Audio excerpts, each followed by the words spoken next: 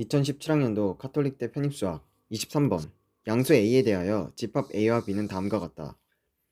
A는 절대값 x-1이 0.1보다 작고 B는 절대값 x⁴ -1이 A보다 작다.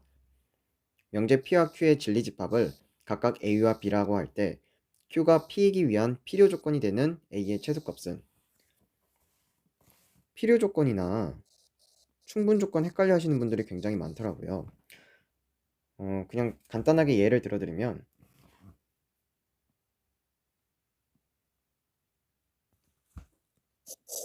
6의 배수이면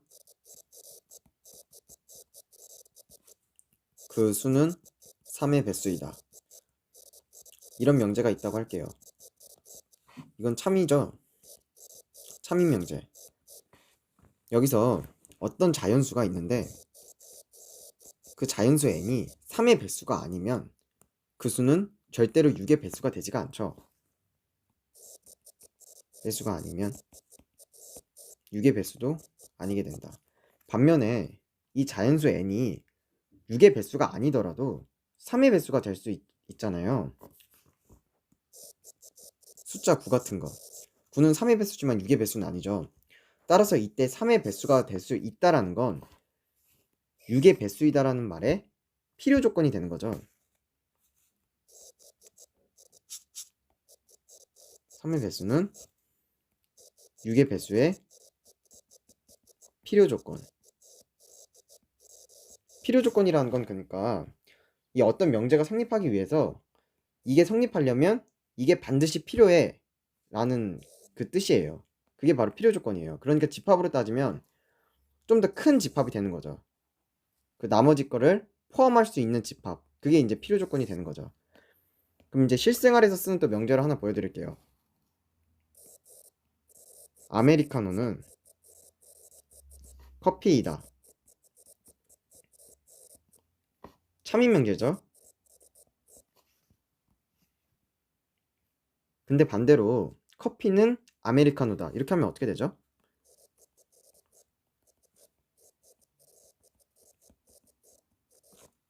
거짓인 명제가 되죠.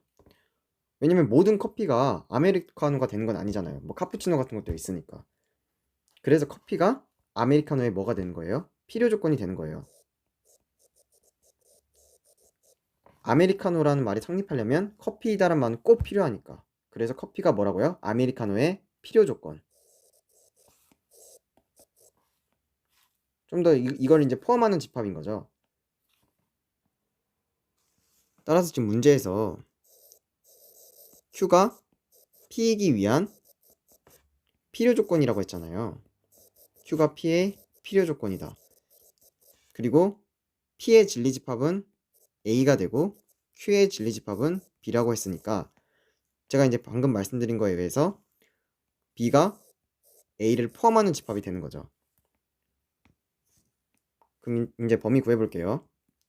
집합 A는 절대값 x-1이 0.1보다 작다고 했으니까 x-1은 마이너스 0.1보다 크고 0.1보다 작다. x는 0.9보다 크고 1.1보다 작다. 이게 집합 A가 되는 거고요. 그 다음 집합 B는 x⁴ 마이너스 1이 마이너스 a보다 크고 a보다 작다가 되고 따라서 x는 3 루트 1 마이너스 a보다 크고 3 루트 1 플러스 a보다 작다가 되네요. 집합 a는 0.9부터 1.1까지라고 했죠. 이게 집합 a가 되고요. 집합 b가 집합 a를 포함해야 되니까 이렇게 되겠네요. 3 루트 1 마이너스 a 3 루트 1 플러스 a 이게 b가 되고요. 따라서 3 루트 1 마이너스 a는 0.9보다 작거나 같아야 되고 3 루트 1 플러스 a는 1.1보다 크거나 같아야 되죠. 양변 세제곱하면 1 마이너스 a는 1000분의 9981에 또 9 곱하면 729가 되죠. 0.7이고 따라서 a는 크거나 같죠. 0.271. 그 다음 여기서 또 역시 마찬가지로 양변 세제곱하면 1 플러스 a는 크거나 같다.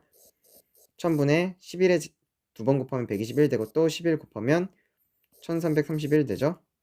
1.331. 따라서 a는 크거나 같다. 0.331. 공통범위 구하면 a는 0.331보다 크거나 같다가 되죠. 따라서 q가 p이기 위한 필요 조건이 되는 a의 최소값은 0.331. 답은 4번이 돼요.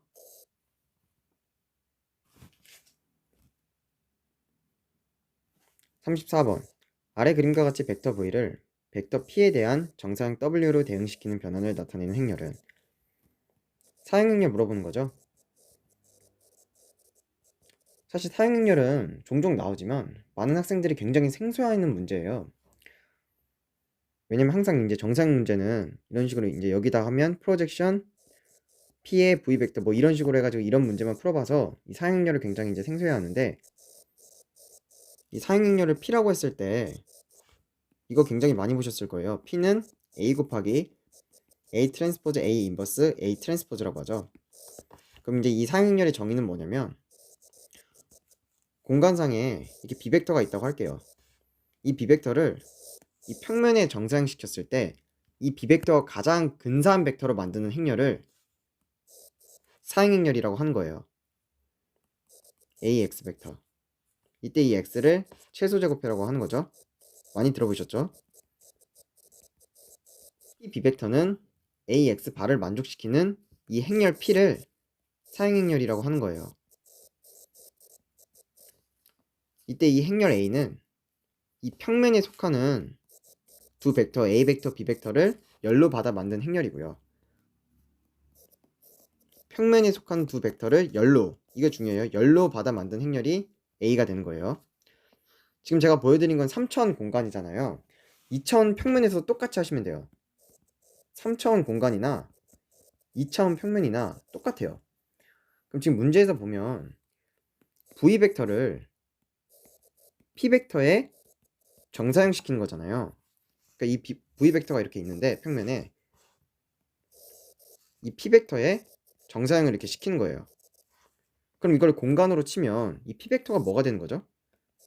평면이 되는 거죠. 지금 아까 b 벡터를 이 평면에 정사형시키는 걸 ax라고 했잖아요, 제가.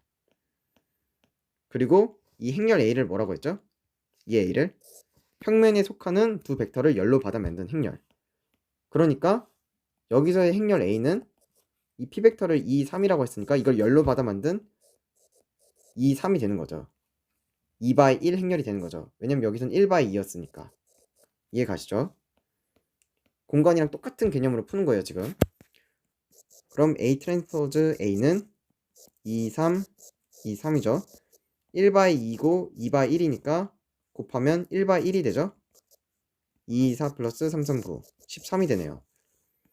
그럼 따라서 A 트랜스포즈 A 인버스는 13분의 1이 되네요. 그럼 아까 사행렬 P는 뭐라고 했죠?